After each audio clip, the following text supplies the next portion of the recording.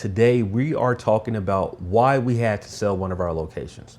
So if you've been following along, you know that one of the locations that we had is just not doing really good, right? It's not doing well at all. We've been talking about trouble on that location. The volume is not there. We're not making any real revenue there. And so we decided to put it up for sale. Right here, put it there. Look, we're gonna put it up for sale. Right there, show you. So we put it up for sale on Facebook Marketplace, and within a day and a half, it was sold. So we're gonna get into why we sold this location. We're gonna get into what we sold this location for, and we're gonna get into why it's time to move on from other locations, right? And so let's dive in right now. So why did we sell this location? This location we acquired about 16 months ago, right?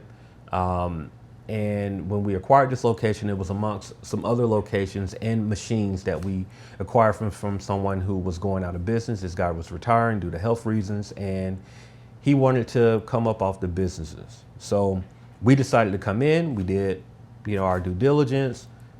So we thought, right?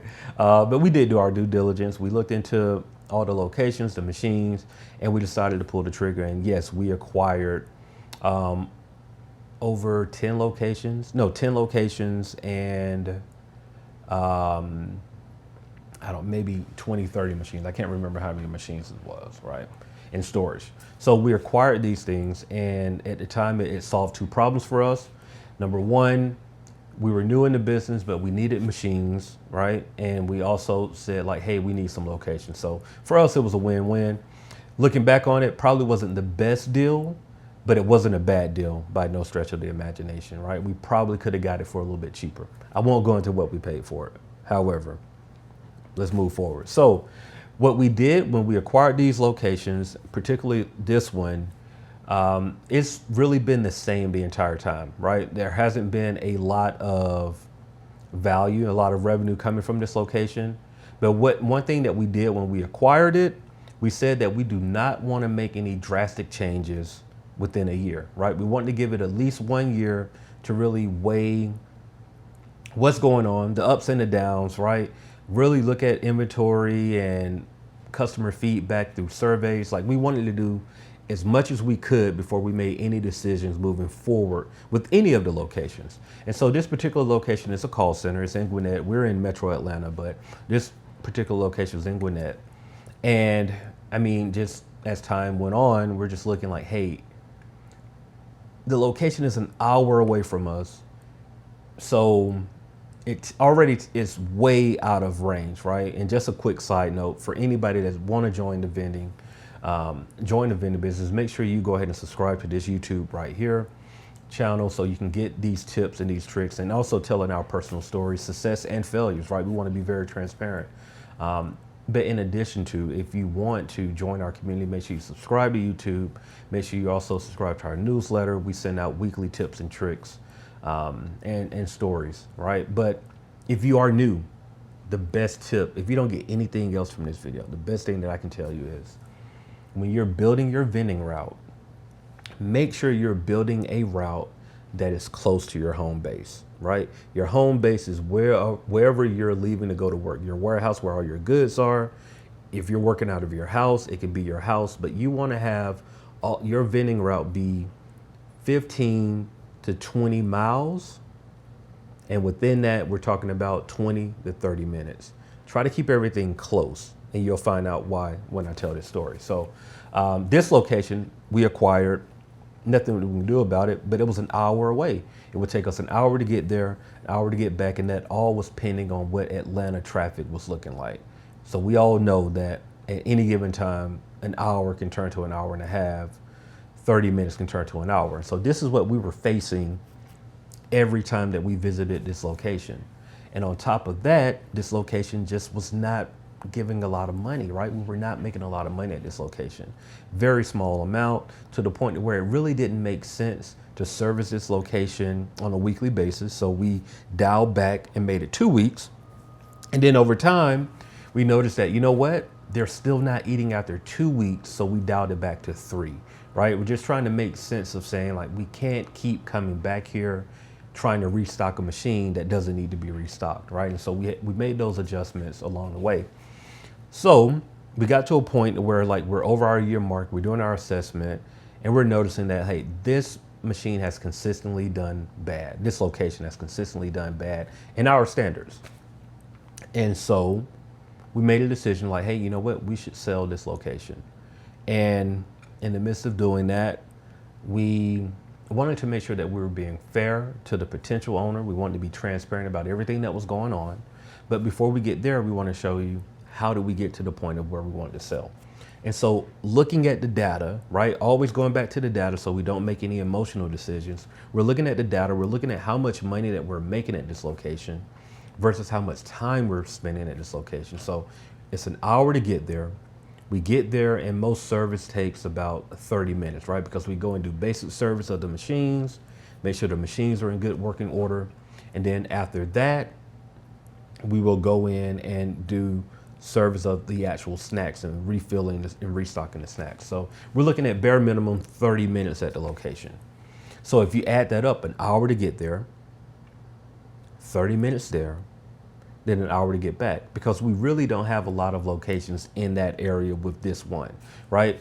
Most of our vending routes, we try to keep things close knit so we can go to this location, this location, this location, this location, try to do it all at the same time. Where this location is, we do have something a little bit out the way it's a great location for us, so we're not getting rid of that. Like it works well because we have gyms in other parts of the city, and this just happened to be one of the gyms that's far out, but you know, it's part of the game. But it's really, this location that we're getting rid of is really not near anything. And so it just made sense for us to get rid of it. And so after surveying and finding out and like asking them like, hey, what do you want? Customers say they wanted snacks. We will provide those snacks. They're not buying those snacks, right? And over the 16 months that we were in that location, we had maybe two times where someone said like, oh, we would love to have a card reader. And so, yes, it does make sense to have card readers at your locations, right? I can tell you just a personal story. One of our top selling locations in terms of revenue is a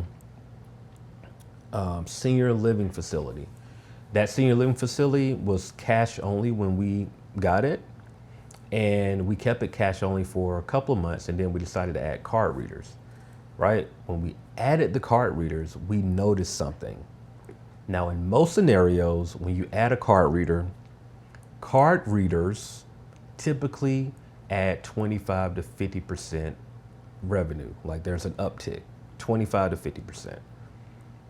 What we noticed when we added card reader to this location was a 1 to 2% increase, right? If we made 100 sales, that means 1 to 2 people use the card, right? Unheard of. But we found out very quickly that, hey, this is a senior living facility. Most of the people that are using this machine are on fixed incomes. They're already older, so they're used to carrying cash. They're not like the young economy where everything is digital, right? People that are over 50 and 60 years old is just used to having cash on them, right? It's just something that's a part of their DNA. And so the patrons of this location always had cash and really didn't have a card or didn't care to use it. Maybe they were using their card on different things. But we just noticed that like, hey, a card reader wasn't needed. It did help us do better with our inventory because we're able to track inventory through the NIAX card reader. But yeah, we just noticed that we didn't see much of an increase. But some locations do need card readers. And so we took that in consideration, right? But to add card readers to this particular location, it's 2 machines. So I just want you to go through some quick math so you get an understanding of why we made the decision that we made. So to add a card reader, the NIAX card readers, we use NIAX card readers anywhere between $350 and $400 per card reader. Now, if you buy them in bulk, you get them at a discount. We didn't buy them in bulk, right, at the time. We're just looking at straight numbers for someone who may be starting so you can get an idea, right? If you're just starting, you're not going to buy 10 card readers. You're going to buy them one at a time. So just letting you know, $350 to $400 for 1 card reader. We need 2. It's a snack and a soda machine. So if you look at that, 2 card readers at $400, let's call it even. So now we're looking at, that's 800 bucks, right? Let's put it on the screen, right? Let's put it on the screen. So 800 bucks. After that, you also need a kit, right? These are older machines, so they have to be updated in order to accept card readers. And to update them, the cheapest way to update them is what's called an MDB conversion kit, right? They sell those at different suppliers have them, but you can get them. They're about 250 bucks. We need 2 of those. So now we're at 500 bucks. So that's 800 plus 500. That's 1300. On top of that, we need to get an updated coin mechanism. Even if we bought it refurbished, you're looking at 125 to 150 bucks. So for the sake of this example, let's just say 150 bucks. Let's highball it just to be safe. That's an extra 300 bucks. So if you're with me, 800 plus 500 plus 300 is 1,600 bucks. Now, if we even take that any further, we're looking at inventory costs. We're looking at also having to pay the convenience fees on a NIAX card reader. So you're looking at $10 a month times 2, plus every transaction that's made, we have to pay, transaction fee. Normal, very normal. Don't want to scare you. That's just normal processing for any kind of payment processor, right? So we're looking at this, and so if we're at 1,600, let's just say, for the sake of this example, we're going to say 1,800 bucks, right? Because there are going to be some other things that you may want to update your bill acceptor. You may want to, I have to pay a service guy to do some of these things, right? Like if I'm not available, I have to pay somebody to do that. Let's just say 1,800 bucks. So that's our number, right? And so we're just doing simple math. 1,800 bucks to get these machines up to take a card reader. So it's going to cost us 1,800 to get card readers, right? Essentially, that's what it is. So when we're doing the math, 1,800 bucks, and we're looking at how much money does this location make for us a year? Well, it's making, I'll be transparent, not a lot of money, 600 bucks a year. We're making barely like $50 a month at this location. That's just how bad of a location it was. And so we're looking at, okay, $600 a year off of this one location. To add a card reader, if we're just doing the same math, right? We're not factoring in that there'll be an increase in sales, which it very well may be, but let's just say it doesn't. Let's just look at what we're basing the numbers off of what we have. It would take 3 years in this example to make that money back. That's not a quick return in our business, right? Like, it's not at all. And so for us, we started factoring in that. We also factored in that, hey, what if the location adds a card reader and it does extremely well? Now we have to be in a location that takes us an hour, 1 to 2 times a week. So do we want to drive an hour there, an hour back, 2 to 3 times a week?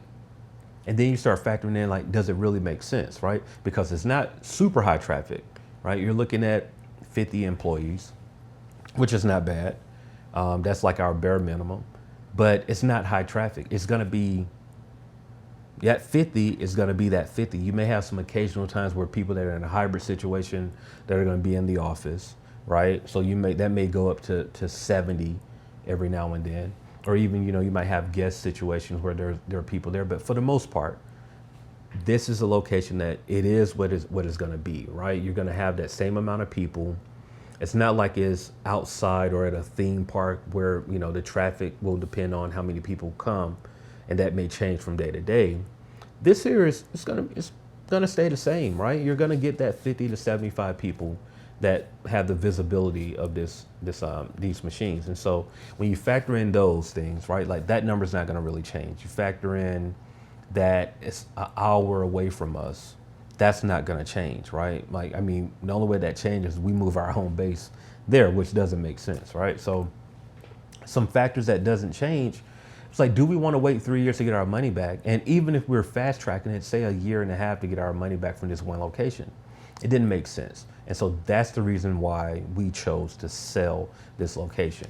And what we did is put it up for sale on Facebook Marketplace. What we did is we wanted to be fair, right? We wanted to give somebody an opportunity. Like, we got our first location, we needed machines. We got machines for 500 bucks. 2 machines, a snack and a soda machine, 500 bucks. That guy blessed us with that opportunity, right? I think we ended up paying like maybe $300 for that location, but we were kind of all in from the beginning, right? $300 for the location, and the machines were $500, so $800. And plus, after we had to do the same scenario I told you. We had to update those machines. We had to do the same thing for this location, and so, but we were looking at it as like, you know what? Let's be a blessing to somebody else. Let's like do something where it makes sense for us, where at least we're able to get like a year of our money, right? So we full transparency, we charge $600 for this, right? It's a very low ball offer. However, we wanted to be fair. And so the posting was 2 machines, a snack and a soda machine, plus a location for $600. And our thought process behind that was like very simple, right? In a year time, we would have made the $600, right? What we lose 2 machines. We lose a soda machine and a snack machine. And if we're looking at it, they're valued way over $600. But our thought process is going forward, our strategy as a business is we're adding any new machine, any new location we're going into, they're going to be newer machines, right? Like we are trying to get rid of our old inventory of used machines, older used, like refurbished used machines are fine, but our older machines, we're trying to go ahead and get rid of that inventory. And so for us, we looked at like, hey, $600, that's going to take care of what we would have made in the 1 year. Yes, we get rid of 2 machines. However, those 2 machines can be of service to somebody else. That person can decide to update those machines, or they can decide to just keep them cash, keep them there. If they don't like that location, they can easily move on and take those machines to another location. But we wanted to give somebody an opportunity to be successful in the end where we couldn't be successful. And that was the ultimate goal. So for us, it was a win-win. We got our year worth of revenue back. We got rid of old machines that we don't want to have going forward in the future. And we were able to present somebody else with something to where they can build on, right? They can make that location better. They can service it better. They can help out better at that location. And our customer, our former customer at this point, they win because they continue to have a snack machine. And so for us, we want to make sure that we're making deals that is fair to everyone, but also makes sense for everybody. And the lesson in all of this, because we always want to make sure that we're giving a lesson, is that sometimes you have to know when to move on. We kept a location for 16 months trying to assess and think like, what could we do better? The truth is, it was just time to move on from that location. So look, if you're here, we're thankful that you're here. Make sure you subscribe to our YouTube channel. Make sure you like this, comment, do all of the things that everybody asks all the time. But join our community is most importantly, so we can keep you updated with tricks and tips on how to advance your career in the vending machine business. So with that being said, good be vending. Make sure y'all snack. We're going to work on our ending. I don't know what our ending is going to be, but make sure that you are doing what's best for you and your business, right? See you guys next time.